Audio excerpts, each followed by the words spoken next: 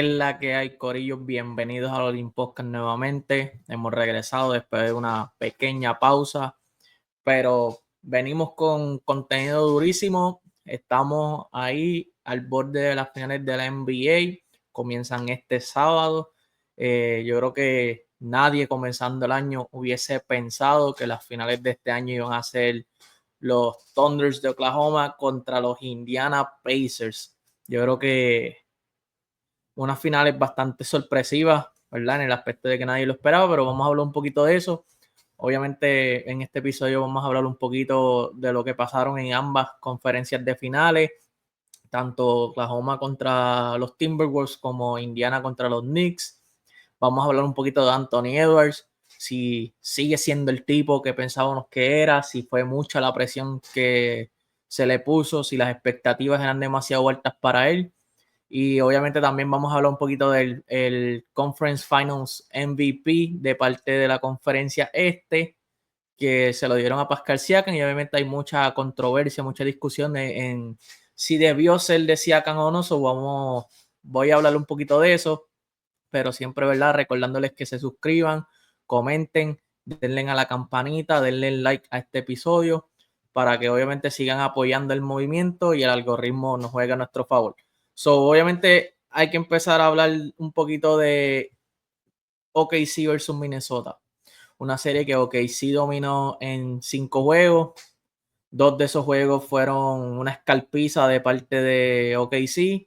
El juego 2, pues, ganaron cómodo. No fue una escalpiza, pero ganaron de todos modos relativamente cómodo. Un juego 3 donde Minnesota les salió absolutamente todo. Metieron el triple, los Estragomes aparecieron en ese juego. Ganaron por 40 y pico de puntos, pero no pudieron sostenerse y los próximos 2 los perdieron. Esa serie, cuando fue a comenzar, yo pensé que obviamente por como lo estaba viendo a Minnesota jugar, que Minnesota iba a dominar esa serie en 6 juegos máximo. Porque obviamente OKC entró en esta serie con las mismas interrogantes de son jóvenes, los Estragomes han tenido struggles, Jalen Williams y Chet Holmgren, ninguno de los dos ha actuado como realmente un Robin, o sea, ninguno de los dos era un número 2. Si Shai Gilgeous iba a poder ir al free throw como estaba yendo en temporada regular. Habían demasiadas interrogantes alrededor de ese equipo. Mientras tú veías a Minnesota estaba rolling, estaban defendiendo un alto nivel, estaban metiendo la pelota, los Estragomes estaban apareciendo, Julius Randle venía de una serie grande contra los Lakers y una serie grande contra Golden State, donde, ¿sabes?, puso números absurdos que nunca habíamos visto un Julius Randle de ese modo en los playoffs, pero pasó todo lo contrario. Ok, sí, los Estragomes aparecieron. Shai Gilgeous-Alexander fue a la línea de tiro libre inteligentemente, porque, ¿verdad? Hay que hablar de un poquito de Shai Gilgeous. Sí podrán muchas veces ser fouls absurdos, especialmente en ese juego 1, pero el tipo es crafty. El tipo sabe buscar su foul, sabe cuando tú le pones la mano encima, ya él sabe como que, ok, esto es ilegal, so yo voy a hacer este movimiento y el árbitro tiene que pitar foul porque no tiene break. Ya él tiene todo eso bien mangado, defenderlo es bien difícil.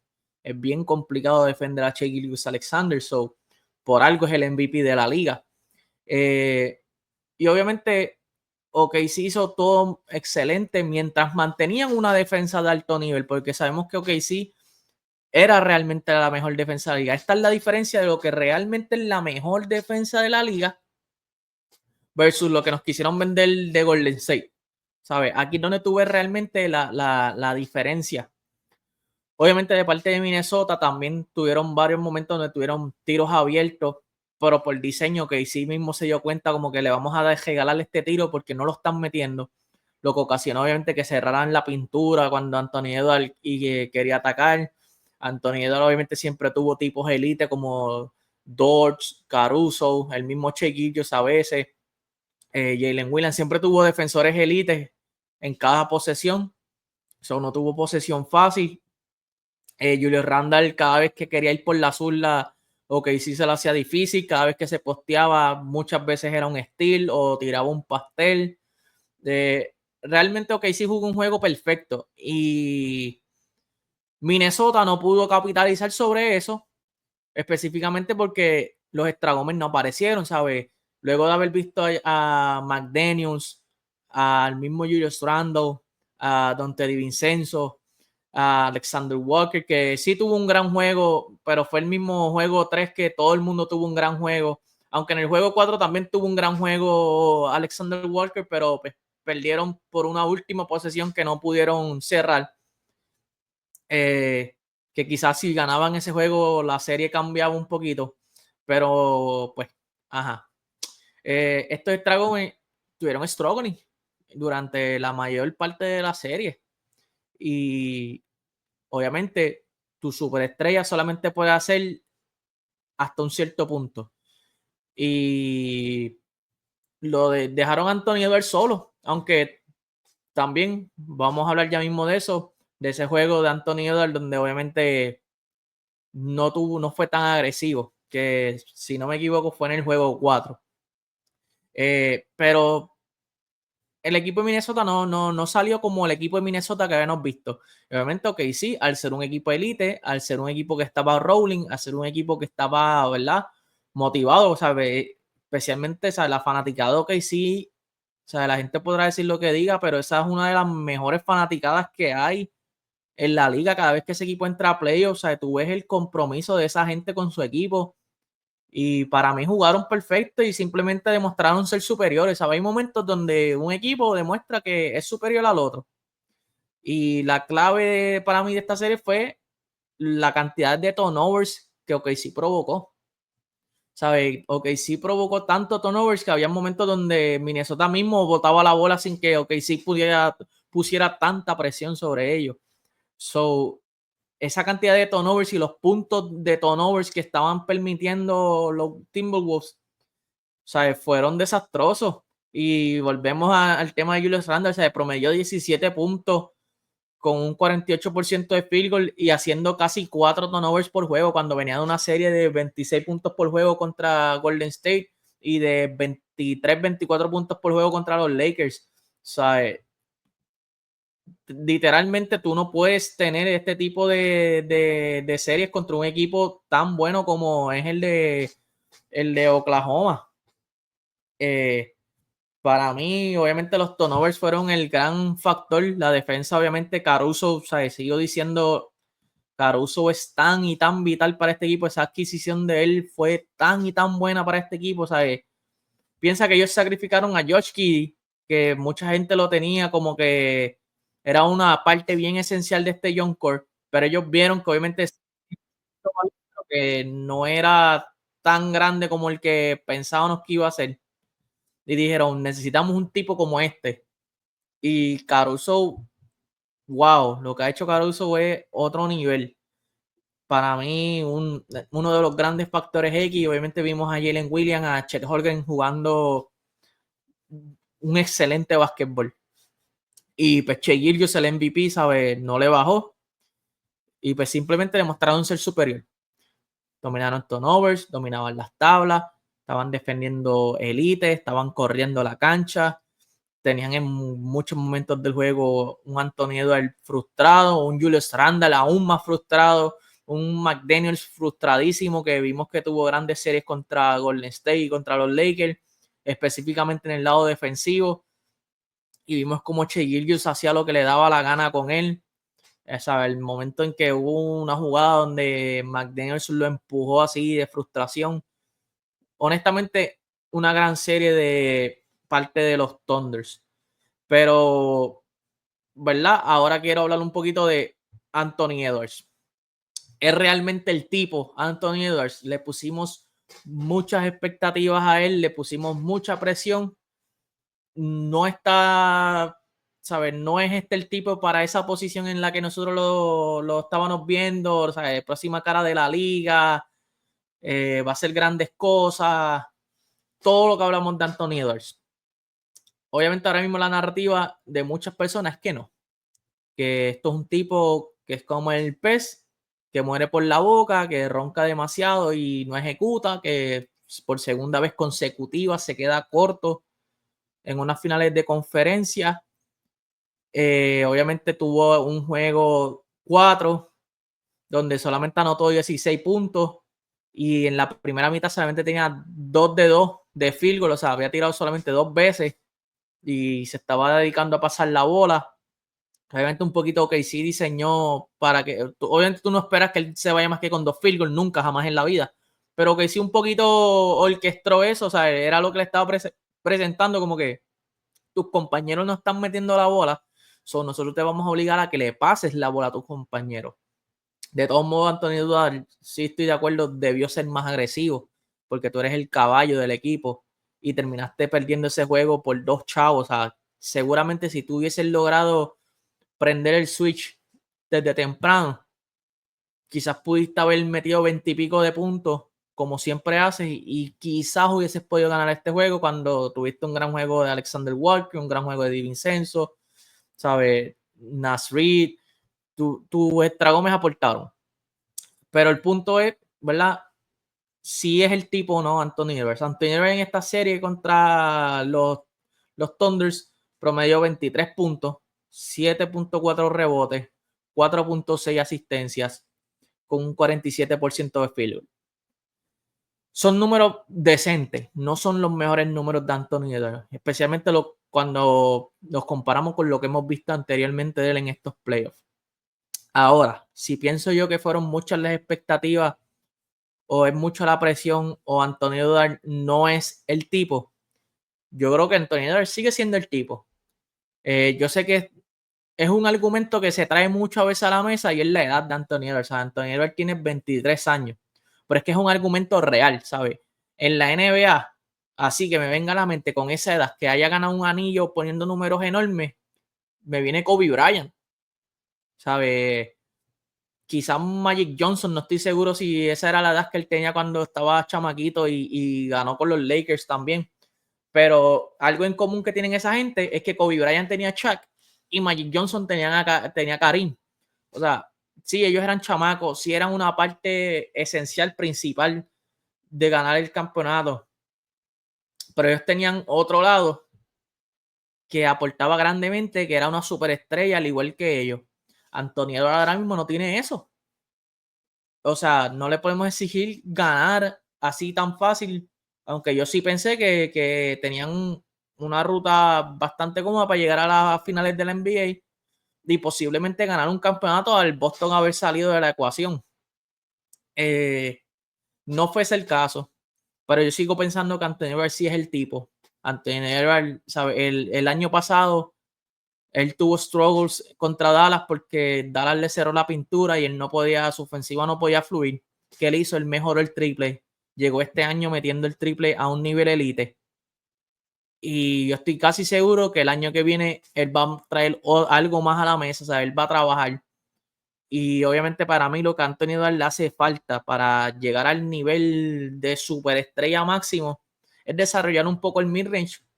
Tuviste a Shai Gilgeous-Alexander como dominó el juego gracias a su midrange, porque gracias al tener un midrange tan bueno, pones a la defensa en patines, ¿sabes? Ellos no saben si vas a hacer un pull-up, si vas a atacar, si vas a hacer un step back para el triple, si vas a buscar un foul, si vas a jugar de espalda, tirar un fadeaway, si vas a postearte, esperar a que te doblen, hacer un pase, si no te doblan, vuelves con el fadeaway.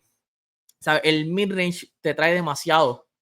O igual si tienes un juego como tuvo Antonio en los últimos 2 juegos donde el triple no le entró, tú te pones en ritmo.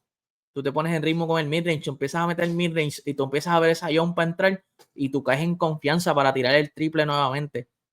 Yo creo que eso le hace falta para llegar al próximo paso.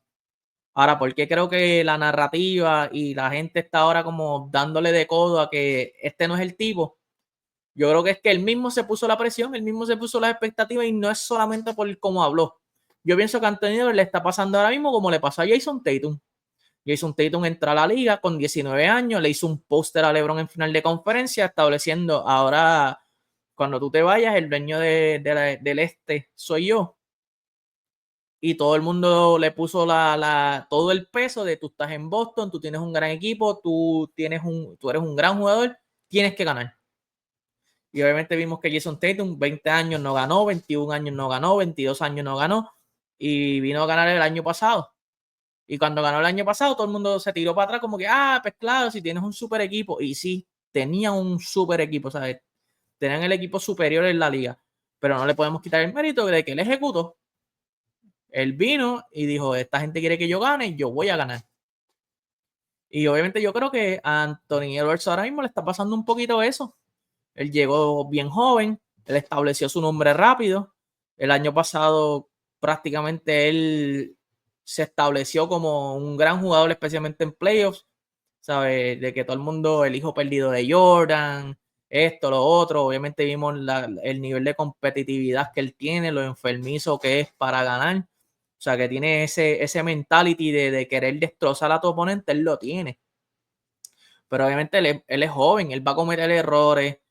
El equipo de Minnesota no es que es un super equipo, ¿sabes? Es un gran equipo, pero no es un super equipo. So, obviamente también confrontan dificultades contra equipos buenos, a diferencia de pues, quizás los Celtics el año pasado, que eran tan superiores que le pasaron por la piedra a todo el mundo. Pero yo sí creo que Anthony Edwards sigue siendo calibre para ser el tipo. Cuando tú comparas Chiquillos, Alexander, si no me equivoco, tiene 27, 28 años, o sea, ya está en su peak. Jason Tatum ya está en su peak. Luka Doncic ya está en su peak. Todos estos jugadores están en la edad del prime. Y Anthony Edwards está compitiendo del tú a tú con cada uno de ellos con 23 años. O sea, nadie en la liga ha hecho esto. LeBron James no hizo esto. O sea, LeBron James puso grandes números. Ese es otro gran ejemplo. Puso grandes números en Cleveland. No tenía un super equipo, pero puso grandes números en Cleveland. Todo el mundo dijo, este es el tipo, pero le ponían más presión en su nombre porque no ganaba. Pero obviamente no va a ganar, está en Cleveland. O sea, un mercado malo con un equipo malo. Aquí Anthony Edwards está en un mercado malo, un equipo bueno. Minnesota no es un equipo malo, tiene grandes piezas, buenos jugadores, pero le hace falta un número 2 bona fide, un número 2 que tú digas, este es el tipo que cuando Anthony Edwards esté struggling es el que lo va a ayudar. Y tristemente Julio Randall en esta serie que sí demostró que él no es un número 2. En la serie de Golden State y de Lakers nos hizo pensar que sí, pero sabemos que estarán dos equipos que no defienden. A pesar de que las estadísticas quizás te dijeran lo contrario, sabemos que eran equipos que defensivamente no presentaban nada a la mesa.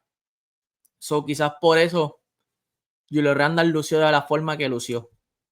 Pero definitivamente para mí Anthony Edwards sigue siendo el tipo y va a ser la próxima cara de la NBA. Obviamente tú no puedes ser la cara de la NBA sin una competencia directa y Anthony Edwards tiene de más. Porque va a tener a Shea Gilgeous siempre ahí, va a tener a Jason Tatum siempre ahí, ¿verdad? Que esperemos que pueda regresar al 100% de esa lesión aparatosa del Aquiles. Va a tener ahora mismo a Jokic todavía, que es el mejor jugador del mundo. Va a tener distintas piezas. Obviamente todo va a depender para ganar, va a depender de cómo la gerencia de Minnesota se mueve, qué ajustes pueden hacer.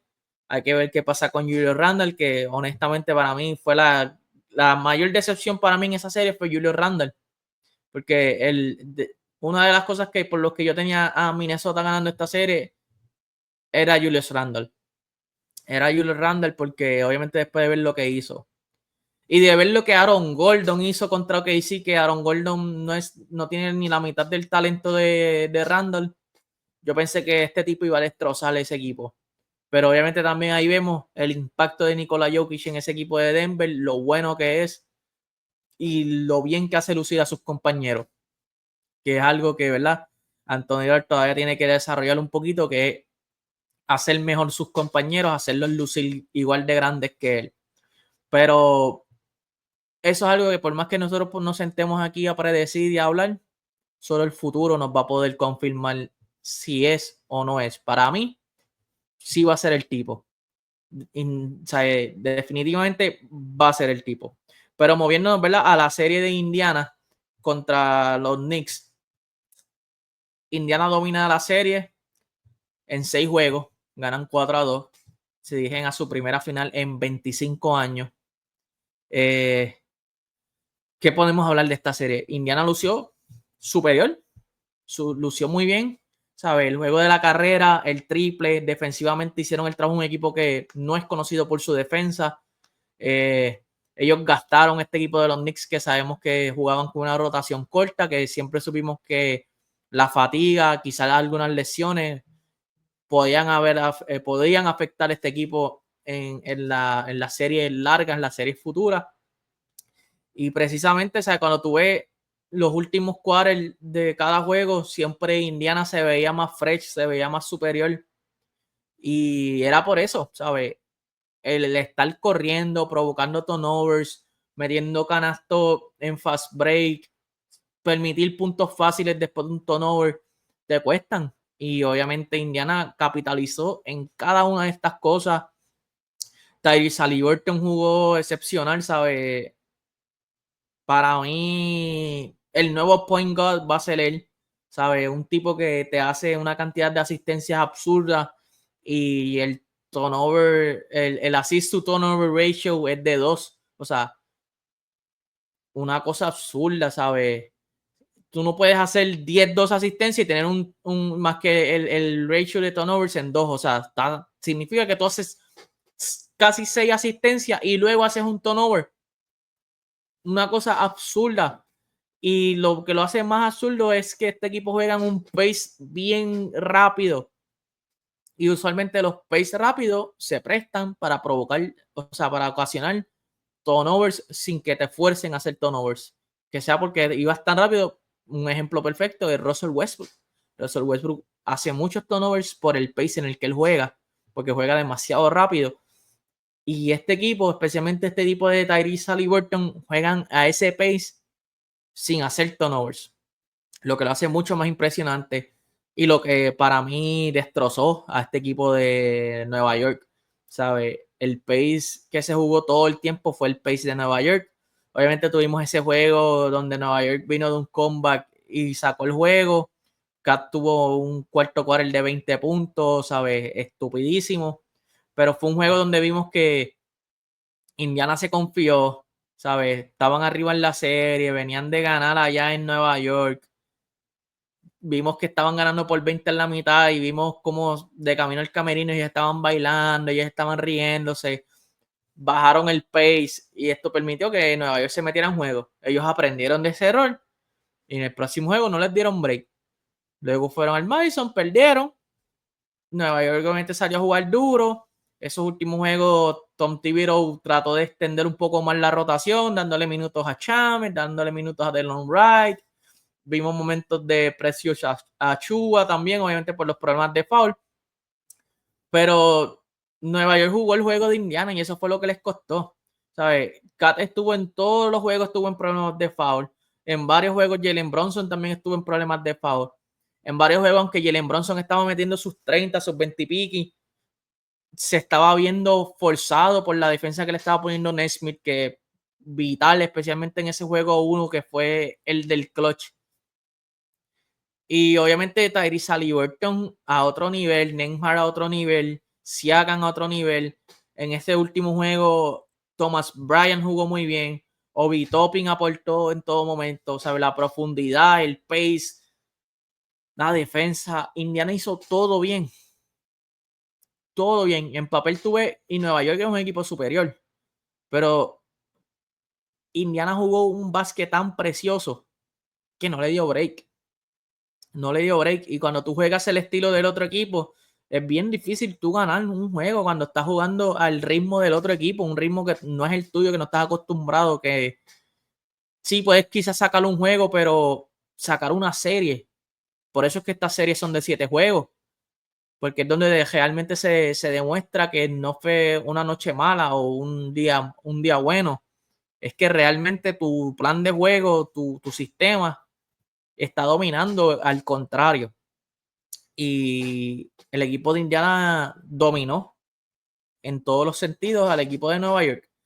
El pace, wow, ¿sabes? Tú veías los juegos y no paraban de correr a esta gente. No, Naismith no paraba de defender. Nembhard no paraba de defender, que para mí, pues, en el perímetro son los únicos que realmente este equipo de Indiana tiene en el lado defensivo. Siakam tuvo sus grandes juegos, ¿sabes? En el juego anterior, en este último juego tuvo 31 puntos. En otro momento tuvo un juego creo que fue en el juego 2, tuvo un juego de 39, 38 puntos. ¿Sabes? Realmente una tremenda demostración de Indiana, demostrando obviamente que fueron superiores a este equipo de Nueva York. Y pues se llevaron la serie y muy merecidamente ahora van a las finales de la NBA. Pero quiero hablar un poquito, ¿verdad? Del MVP de finales de conferencia, que obviamente es un premio relativamente nuevo, pero este año tiene un poquito de controversia atrás. Y es que todo el mundo pensaba que el premio iba a ser para Tyrese Haliburton y se lo ganó Pascal Siakam por un voto. 5-4 fueron las votaciones. No sé cuán cierto sea, ¿verdad? Porque obviamente siempre sabemos que los rumores a veces no son tan ciertos, pero según el reportero que tuvo el último voto decisivo, es un reportero conocido por ser fanático de los Knicks y por obviamente ser un poquito hater de Haliburton. Después de obviamente el año pasado te eliminan, este año también. Y pues se está rumorando que quizás fue un voto de odio y no porque realmente lo haya merecido. Y sea cierto o no eso, para mí sí fue una votación al garete de parte de estos reporteros. ¿Sabes? Yo creo que la NBA debe realmente monitorear, estudiar lo que quieran hacer, pero con esto de los votos, de quién vota y cómo están votando. Porque para mí, indiscutiblemente, el MVP de esta serie se llama Tyrese Haliburton. ¿Sabe? El tipo promedió 21 puntos por juego, 10.5 asistencias por juego, 6 rebotes, haciendo solamente 1.7 turnovers, tirando un 45% de field goal, un 32% del triple. Sí, sabemos que tuvo un juego 5 maluco de solamente 8 puntos, donde no fue muy agresivo, pero obviamente la defensa de los Knicks hizo el ajuste sobre él, pero sus promedios están ahí. Pascal Siakam tampoco fue que tuvo 6 juegos perfectos. Pascal Siakam solamente dominó a Haliburton en una estadística y fue en puntos por juego, donde promedió 23. O sea, por 2 puntos por juego, le dieron el MVP a Siakam sobre Haliburton, que dominó en todo lo demás. Que de hecho también hizo 2.5 steals por juego. O sea, que estaba leyendo bien la línea de pase, estaba defendiendo bien. Obviamente el eje de este equipo se llama Tyrese Haliburton. Sí, Pascal Siakam es grande, es tu número 2, tuvo momentos grandes, sin él tú no hubieses ganado tampoco esta serie, pero de eso se trata hacer un equipo. Pero cuando hablamos del MVP de la serie, para mí es Haliburton, sin duda alguna es Haliburton. Sin duda, ¿sabes? Hands down es Haliburton todos los días. Y especialmente después del juego 1, o sea, el canasto grande de la serie, el canasto más importante de la serie, lo metió Haliburton para mandar ese juego a overtime, que si hubiese sido un 6 de zapato menos, se acababa ahí mismo. Y él pensó que se acababa ahí mismo, por eso fue que él hizo la celebración del choke, señaló a Reggie Miller, ¿sabe? Toda esta vuelta que, ¿sabe? Fue porque él pensó que fue un triple. Aún así no le quita la grandeza que tuvo este canasto. Y tú me estás diciendo que le van a dar el premio a Siakam. No sé. Para mí hay que evaluar lo que están votando, los reporteros, lo que sea que estén votando para estos premios. Hay que evaluar qué es lo que están viendo ellos realmente para votar por este premio, porque es absurdo. Y pasó en las finales de conferencia, en las finales de la NBA del año pasado, donde se lo dieron a Jaylen Brown, nada más por la narrativa que había alrededor de lo que estaba haciendo Jaylen Brown, cuando todos sabemos que el premio era de Jason Tatum. So, para mí es absurdo que se lo hayan dado a Siakam y no a Haliburton. Para mí, realmente el MVP era Haliburton, él mismo lo sabe, porque lo vimos que él como que caminó para buscar el premio cuando lo fueron a anunciar y terminaron dándoselo a Siakam. Pero él como que sabía que iba a ser de él y terminó siendo de Siakam. Pero para mí es absurdo esto. Pero, ¿verdad? Lo importante es que Indiana está en las finales. Y hablando de las finales de la NBA, pues hay que hablar un poquito, analizar esta serie de estos dos equipos. Indiana Pacers versus Thunders. Dos equipos jóvenes, liderados por estrellas jóvenes, que promete, ¿verdad? Ser una serie quizás de high pace. Ambos usan bastante sus rotaciones largas. Son dos equipos profundos. Para mí, Indiana tiene un problema bien serio con OKC. Y es que Indiana, como pudimos ver contra Nueva York, se favorece mucho del fast break, de las transiciones, de provocar turnovers para correr. Pero entonces OKC también hace eso a un nivel elite. Y no solamente lo hacen a un nivel elite, sino que OKC es la mejor defensa de transición en la liga. Es el equipo que menos puntos fáciles permite en la liga. Y overall en estos playoffs son el mejor defensive rating. O sea, aquí es donde realmente vamos a ver si la defensa es la que gana campeonato o es la ofensiva. Porque OKC es la mejor defensive rating. Indiana es el mejor offensive rating en estos playoffs. Creo que el único que estaba por encima era Cleveland, pero vimos lo que Indiana le hizo a Cleveland.